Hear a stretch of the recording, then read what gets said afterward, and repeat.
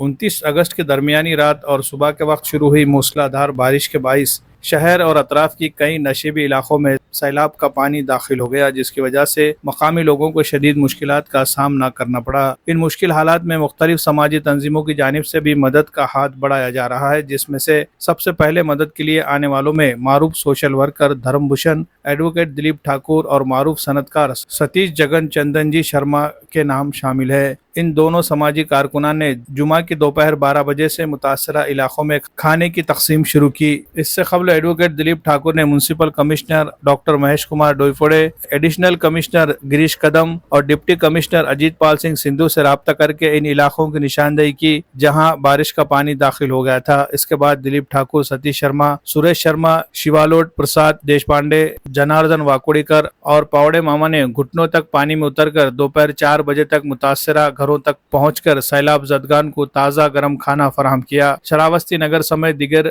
नशेबी इलाकों के मुतासरीन को लाइन्स के डब्बे के जरिए बड़ा सहारा मिला। ये खिदमत बीजेपी नांदेड़ महानगर लाइन्स परिवार, अमरनाथ यात्री संघ की मुश्तरका कोशिशों और साबिक वज़ीर आला अशोक चौहान, रुकने पार्लियामेंट डॉक्टर अजीत गोपछड़े, मराठवाड़ा संगठन मंत्री संजय कौड़गे, महानगर अध्यक्ष अमरनाथ राजूरकर, जिला सदर संतुकराव हम्बरडे, एडवोकेट किशोर देशमुख, योगेश जायसवाल और दिलीप मोदी की रहनुमाई में अंजाम दिया जा रहा है। सैलाब मुतासरीन को मुसलसल खाने की फराहमी का यह सिलसिला पानी उतरने तक जारी रहा। इस मौके पर अपील की गई कि खिदमत खल्क के जज्बे से सरशार मुखैर हजरात सैलाब जदगान के लिए एडवोकेट दिलीप ठाकुर से रब्ता करे ताकि ज्यादा से ज्यादा जरूरतमंदों तक राहत पहुँचाई जा सके। Bureau report, MCN Urdu news.